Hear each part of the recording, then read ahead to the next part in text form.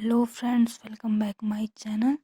तो आज मेरा इस चैप्टर का क्लास 4th क्लास है। तो मैंने 3rd क्लास का वीडियो छोड़ा, 4th क्लास का वीडियो छोड़ रही हूँ, जिसमें मैंने यहाँ तक का पॉइंट समझाया था। मैं आगे का पॉइंट समझाऊंगी।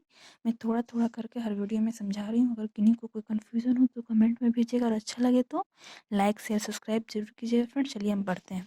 तो ये इंपॉर्टेंट है नोट, पढ़ने के पहले बता रही हूँ, पढ़ के और अच्छे से समझा के आप समझ जाइएगा। ठीक है, कहता है सामान्य दाब, एक वायुमंडल सामान्य दाब हुआ। ठीक है, पर जो जल का वाष्प नहीं लिखा हुआ है, जल है, जल का जो क्वथनांक होता है 100 डिग्री सेल्सियस, हम जानते हैं भाई, हमने पहले ही बताया है।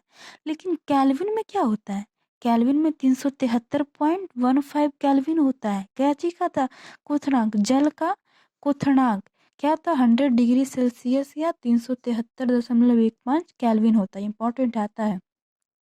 अब आगे बढ़ते हैं। तत्व, तत्व यानी कि एलिमेंट पढ़ा है हमने, नहीं पढ़ा है अभी, पढ़ाएंगे हम अगली वीडियो में, अच्छे से समझाएंगे। तत्व वह पदार्थ है जिसके किसी भी रासायनिक या भौतिक विधि द्वारा दो या दो से अधिक पदार्थों में विभाजित नहीं किया जा सकता है, उसे हम तत्व कहते हैं। डेट मीन्स हाइड्रोजन हम दो तत्व में विभाजित कर सकते हैं, दो से अधिक नहीं कर सकते हैं। तत्व दो से अधिक भागों में विभाजित नहीं हो सकता है, इसीलिए हम कहते हैं इसको तत्व। अब कहते हैं, ठीक से सब दिख रहा है ना? ठीक है, नहीं कहते, जैसे हाइड्रोजन लेते हैं, एग्जाम्पल भी लिखे हम, हाइड्रोजन हीलियम, तो दो से अधिक इसमें हम किसी भी विभाजित कर ही नहीं सकते हैं, तो तत्व उसे कहते हैं जिसमें विभाजित हम नहीं कर सकते। अगला है तत्व धातु, अधातु और उपधातु होता है। धातु मेटल, अधातु नॉन मेटल और उपधातु नोवेल गैस। नोवेल को ही धातु कहते हैं। तो तत्व धातु हो सकता है, धातु हो सकता है और उपधातु हो सकता है। ठीक है, इंपॉर्टेंट है ये भी।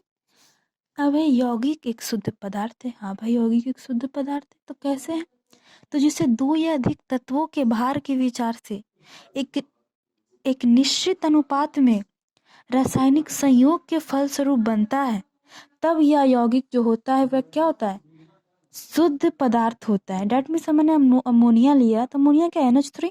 तो एक शुद्ध पदार्थ है क्योंकि इसमें दो से अधिक तत्व हैं।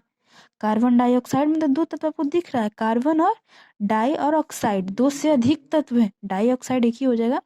तो दो तत्व है, तो ये क्या है? यौगिक का एक शुद्ध पदार्थ है। एग्जाम्पल के थ्रू समझा दिया। अब आगे है, यौगिक के गुण अवयवों के गुण से पूर्णतः भिन्न होते हैं, यानी कि यौगिक के जो गुण होते हैं, यौगिक के जो अवयव के गुण होते हैं, उससे भिन्न होते हैं। ठीक है, आगे क्या है? दो या अधिक तत्वों की किस तत्वों को किसी भी अनुपात में परस्पर मिला देने से क्या बनता है? मिश्रण बनता है। मिश्रण यानी कि मिक्सचर, जो मिक्सचर खाते हो वो मिक्सचर नहीं, यहाँ पे साइंस का बात हो रहा है, तो साइंस का मिश्रण। ठीक है, मिक्सचर यहाँ पे क्या होता है? तत्व को मिलाया जाता है, ना कि मिक्सचर को, दाल मोट उस समझिएगा मिश्रण। ठीक है, तो जो दो या दो से अधिक तत्व लिए, मानिए कि हमने हाइड्रोजन लिया और ऑक्साइड लिया, ठीक है, तो उसके उसकी जो निश्चित उनके जो अनुपात होते हैं वो निश्चित होने चाहिए। उसको परस्पर मिला देने से नहीं, निश्चित नहीं होने चाहिए किसी भी अनुपात में। उन दोनों में से दोनों का अनुपात कितना भी हो, सिर्फ परस्पर मिला देने से वह मिश्रण बन जाता है। तो इस वीडियो तक यहीं तक। अगली वीडियो में मैं मिश्रण के बारे में और भी जानकारियाँ दूंगी आपको, इसके बारे में, मिश्रण के बारे में और भी जानकारियाँ दूंगी। अगर आपको अच्छा लगे तो please like share comment subscribe ज़रूर कीजिएगा।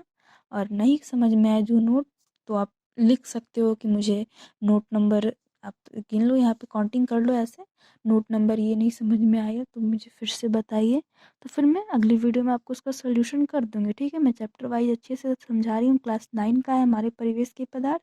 मैंने अच्छे से नोट्स बनाए, इसीलिए मैं बता रही हूँ। जिसके नोट्स नहीं बनाए उसको मैं बुक की सहायता से आपको समझा दूंगी। ठीक है फ्रेंड्स, बाय।